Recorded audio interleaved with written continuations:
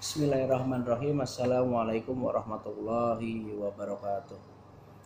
Alhamdulillahilladzi hadana li hadza wa ma kunna lanahtadiya laula an hadanallah. Usikum wa iyaya nafsi bi taqwallah laqad fazal muttaqun. Assalatu wassalamu ala nabiyina Muhammad sallallahu alaihi wasallam yang mana telah memberikan kita sebuah ajaran yang baik, sebuah kitab yang diturunkan oleh Allah Subhanahu wa taala, yaitu kitab Al-Qur'an, kitab yang melengkapi dari 3 kitab sebelumnya, dari kitab Zabur, Taurat maupun Injil. Kitab Al-Qur'an itu kitab yang sangat lengkap, isinya bermacam-macam, sebuah anugerah, sebuah mukjizat yang diturunkan oleh Allah Subhanahu wa taala melalui rasulnya baginda Muhammad sallallahu alaihi wasallam, yang sampai sekarang masih terjaga keasliannya. Dalam kitab Al-Quran kita dapat menemukan berbagai macam ilmu pengetahuan, dari ilmu pengetahuan, ilmu sejarah, dan berbagai macam ilmu politik pun ada, ilmu keluarga ada, dan berbagai macam ilmu banyak di sana. Kita harus sudah sepantasnya kita bersyukur pada Allah, salah satunya melalui sekolah kita, program sekolah kita, yang mana digencarkan dengan pembelajaran Al-Quran, di mana kalian dapat bertemu dengan guru Al-Quran hampir setiap hari. Dalam sehari bisa 3 jam, 2 jam bertemu dengan guru Al-Quran hampir setiap hari, dari Senin sampai Kamis, Senin sampai Jumat. Kita belajar Al-Quran, tapi kita rasa kadang-kadang kita merasa kurang. Apa yang kurang? Kita tidak terlalu bisa memahami Al-Quran. Padahal jika kita memahami Al-Quran dengan baik dan benar, berbagai macam ilmu semua ada. Ada satu pesan yang Bapak titipkan untuk anak-anakku sekalian. Kalian boleh jadi apapun. Cita-cita setinggi mungkin. Jadi pakar ekonomi boleh, jadi ahli biologi, jadi dokter, jadi guru, semuanya boleh. Tapi jangan lupa, jadilah sebagai ahli Al-Quran. Karena dari ahli Al-Quran kalian dapat menjabarkan semua ilmu yang ada. Ulama-ulama terdahulu, Imam Syafi'i, Imam Ghazali, ada Abu Hanifah dan lain sebagainya, ilmuwan-ilmuwan muslim terdahulu. Bahkan Ibnu Sina, bapak kedokteran dunia, Al-Khwarizmi yang menemukan angka 0. Kita bayangkan, tanpa adanya angka 0, ya kan nggak akan ada elektronik seperti saat ini. Dari mana ilmunya? Pertama yang mereka kuasai adalah ilmu Al-Quran. Ketika mereka sudah menguasai ilmu Al-Quran, mereka menguasai ilmu hadis, baru mereka dapatkan ilmu-ilmu yang lain. Nah, pada hari yang berbahagia ini, Bapak akan memberikan beberapa contoh ilmu-ilmu yang terdapat dalam Al-Quran.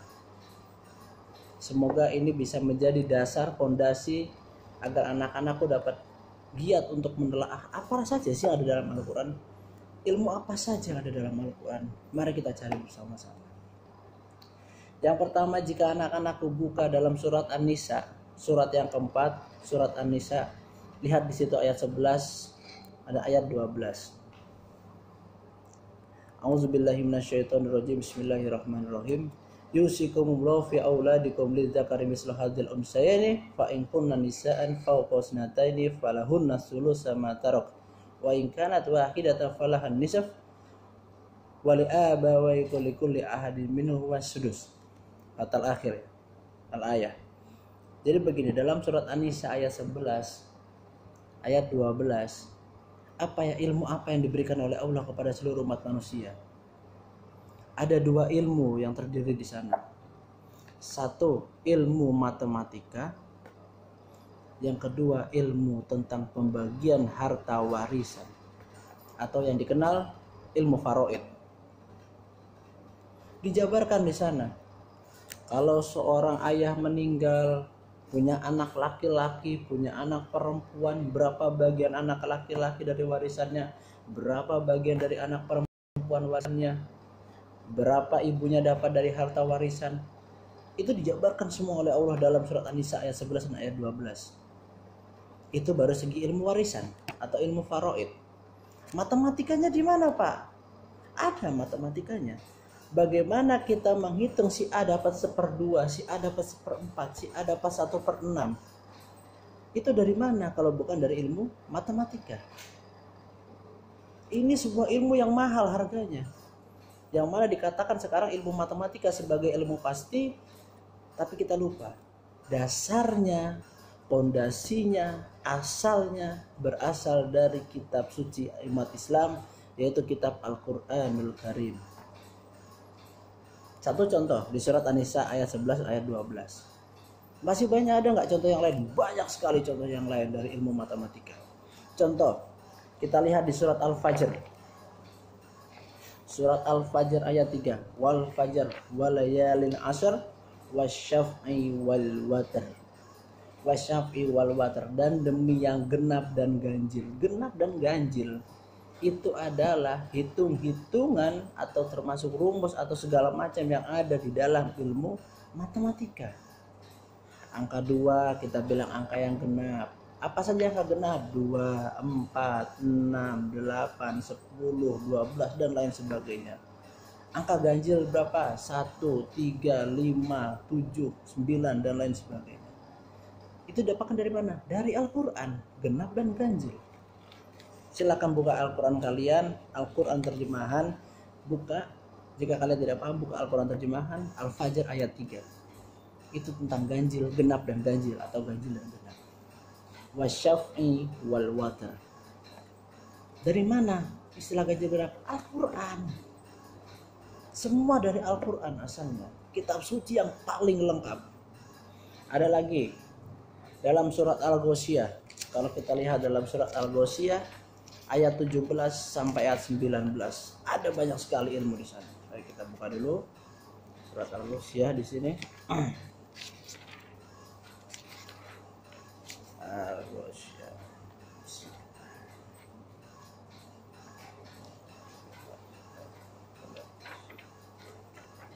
Ini dia. Surat Al-Ghasyiyah ayat 17 sampai ayat 19. Kita lihat ilmu apa yang diberikan oleh Allah Subhanahu wa taala kepada umat Islam, kepada seluruh manusia yang ada di muka bumi. Satu, pertama, ilmu biologi atau ilmu pengetahuan alam, IPA, yang mempelajari tentang hewan, tumbuhan, disebut dengan ilmu biologi. Nanti ketika kalian sudah SMP, sudah SMA, kalian kuliah, kalian akan mempelajari ilmu biologi. Satu, ayat pertama, ayat 17. Afala yanzuruna ilal ibili kaifa khuliqat. Itu kata Allah dalam Al-Quran surat Al-Ghasyiyah 17. Afala tanzuruna ilal ibili kaifa khuliqat. Manusia, apakah kalian tidak melihat bagaimana unta itu diciptakan? Unta diciptakan. Dari kalimat ini, para ulama-ulama muslim berpikir. Akhirnya muncullah ilmu biologi. Oh, unta diciptakan seperti ini. Bagaimana unta dilahirkan? Unta melahirkan atau bertelur? Dari sini rumusnya awal. Afala tanzuruna ilal ibili kaifa khuliqat. Satu, ilmu biologi. Sudah 2 ilmu yang kita bahas. 3. Yang pertama ilmu matematika dalam surat An-Nisa ayat 11 dan ayat 12. Yang kedua ada ilmu faraid atau warisan dalam surat An-Nisa ayat 11 dan 12 juga. Yang ketiga ilmu biologi, itu Al-Ghasyiyah ayat 17. Selanjutnya ayat 18. Ayat 18 itu ilmu tentang apa? Ayat 18 ilmu tentang astronomi. Bagaimana cara kita menentukan datangnya bulan Ramadan? Bagaimana kita menentukan datangnya bulan Syawal? Bagaimana kita menentukan, oh ini awal dari bulan A, B, C, D sampai akhir. Dari mulai, oh ini tanggal 1 Januari, ini tanggal 1 Februari, ini tanggal 1 Maret, April, Mei, Juni, terus sampai tanggal 1 Desember datangnya tahun baru. Itu dilihat dari langit. Kita melihat ru'yah atau melihat bulan untuk menentukan kapan datangnya 1 Syawal atau Lebaran. Apa dasar ilmu yang diberikan oleh Allah? Ayat 18 surat Al-Ghasyiyah. Silakan dibuka Al-Qur'annya, dilihat. Wa ilas samai kaifa rufi'at. Dan bagaimana langit ditinggikan. Ayo, bagaimana adanya sebuah langit yang melayang di udara, yang melayang di atas sana tanpa adanya tiang yang menyokong, dia tetap tidak jatuh. Disinilah timbul ilmu astronomi, ilmu yang mempelajari tentang berbintangan, ilmu yang mempelajari tentang planet-planet, tentang langit, astronomi, atau dalam Islam ilmu falak. Ini dari Al-Quran. Afala tanzuruna afla ilas samai kaifa rufi'at. 4 kita dapat. Yang pertama ada ilmu matematika, surat An-Nur ayat 11 dan 12. Ilmu warisan atau faraid di surat An-Nur ayat 11 dan 12 juga. Yang ketiga ada ilmu biologi, yaitu ada di surat Al-Ghasyiyah ayat 17. Selanjutnya ada di surat Al-Ghasyiyah ayat 18, yaitu ilmu tentang astronomi, ilmu perbintangan, ilmu falak dan lain sebagainya. Wa ilas samai kaifa rufi'at. Selanjutnya ada ayat 19. Kalau kalian nanti sudah lulus dari SMA atau yang mau masuk ke pondok pesantren, lulus dari pondok pesantren, tertarik dengan saya mau belajar tentang ilmu pergunungan, saya ingin meneliti ini lahar dalam gunung itu bagaimana terciptanya sebuah gunung, ada kuliah jurusan vulkanologi, ada itu jurusannya. Dari mana sumber ilmunya? Dari mana dasar ilmunya? Dasar ilmunya ada di surat Al-Ghasyiyah ayat 19. Wa ilal jibali kaifa nusibat. Wa ilal jibali kaifa nusibat. Dan Allah memperlihatkan bagaimana gunung-gunung itu ia tegakkan, ditegakkan oleh Allah berdiri kokoh. Di dalamnya ada lahar yang ketika meletus dia mengeluarkan lahar yang sangat panas, batu-batu yang besar. Ini dari mana asalnya? Lahirlah ilmu vulkanologi yang dimulai dari surat Al-Ghasyiyah ayat 19, wa ilal jibali kaifa nusibat. Sudah berapa tadi? 1 ilmu matematika, 2 ilmu warisan, 3 ilmu tentang biologi, yang keempat ada ilmu tentang astronomi, yang kelima ada ilmu tentang vulkanologi yang mempelajari tentang pergunungan dan segala macam. Lalu ada lagi selanjutnya yang diberikan oleh Allah, ilmu geografi. Apa itu ilmu geografi? Ilmu geografi adalah ilmu yang mempelajari tentang bumi, kelilingnya bumi, apa sih yang ada di atas bumi, bagaimana pulau-pulau terbentuk. Itu ada di surat Al-Ghasyiyah ayat 20. Ilmu dasar ilmunya ada di Al-Quran, di surat Al-Ghasyiyah ayat 20. Wa ilal ardi kaifa sutihat. Dan bagaimana bumi itu ia didatarkan. Bumi ini diciptakan untuk kita sebagai tempat manusia hidup. Ini bagaimana bumi diciptakan? Allah memberikan kita untuk berpikir, wa ilal ardi kaifa sutihat. Lalu apa disebut selanjutnya? Fazakir innama anta muzakkir. Dan berilah mereka peringatan, engkau hanya memberi peringatan. Ini kata Allah untuk Rasulullah Muhammad SAW. Kenapa? Mereka tidak memperhatikan itu. Mereka memunafikan itu. Ini penting bagi kita. Makanya dalam Al-Quran Allah banyak sekali memakai kata-kata yang ditujukan untuk seluruh umat manusia. 1. Afala tatafakkarun. Apakah kalian tidak pernah berpikir? Tidak memikirkannya. Afala tangzurun. Apakah kalian tidak melihat? Afala ta'kilun, apakah kalian tidak pernah memikirkannya? Karena manusia diberikan akal.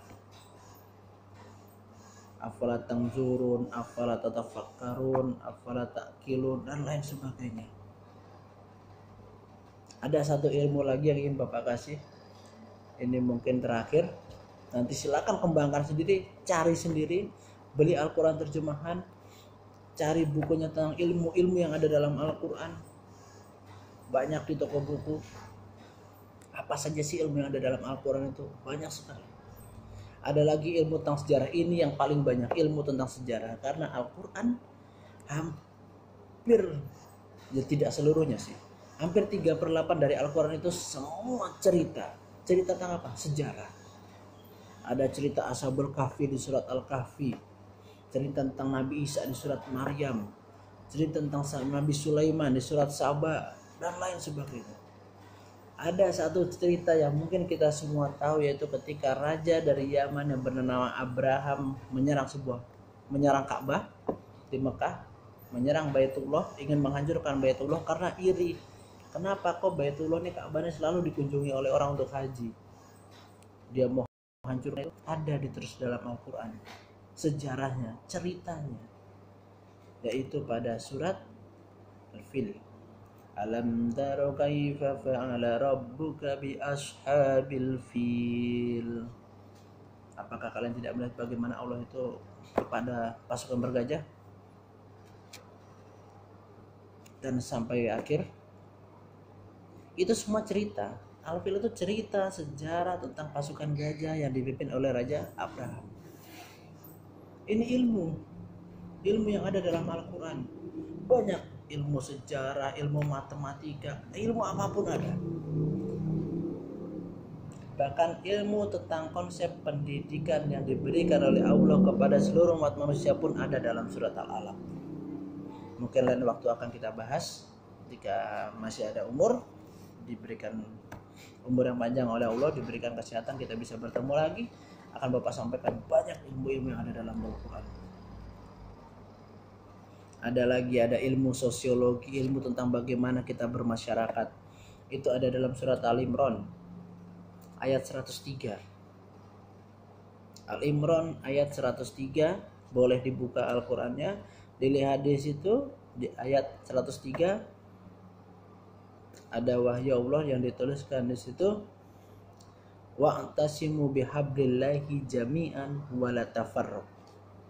Wa'tasimu bihablillahi jami'an, berpegang teguhlah kalian pada tali Allah. Apa tali Allah? Berpegang teguh pada ajaran agama Islam tentunya. Wala tafarraqu, dan jangan bercerai-berai. Ini bahkan tertulis dalam Pancasila. Tertulis dalam Pancasila. Ayo silakan kalian cari sila keberapa. Silakan dicari sila keberapa. Wa'tasimu bihablillahi jami'an wala tafarraqu. Kalau kita berbicara tentang negara Indonesia, Pancasila semua bersumber dari Al-Quran. Kalian cari, semua ada di Al-Quran. Dari mulai ketuhanan yang Maha Esa, sila kedua, sila ketiga, keempat, kelima, semuanya ada dalam Al-Quran. Lengkap. Apa yang kurang dari kita? Satu, kurang bersyukur. Diberikan kitab suci yang sudah lengkap, semuanya ada di sana, yang abadi, tidak pernah tergantikan sama sekali. Yang kedua, kita tidak mau menelaah. Kalian boleh jadi dokter, kalian boleh jadi guru, kalian boleh mempunyai cita-cita apapun, tapi ingat satu hal, sebelum menggapai semuanya, jadilah ahli Al-Quran, ahli tafsir, maka kalian akan menjadi ilmuwan yang lain itu dengan bermodalkan Al-Quran. Itu saja pesan dari Bapak. Pesan yang mohon maaf jika banyak kesalahan, baik yang Bapak sengaja ataupun yang tidak sengaja. Jika ada hal yang baik datangnya dari Allah Subhanahu wa taala, jika memang ada khilaf dan salah dalam tutur kata, perbuatan, apa yang Bapak berikan materi hari ini, murni kesalahan datang dari Bapak sendiri. Wabillahi taufiq wal hidayah. Assalamualaikum warahmatullahi wabarakatuh.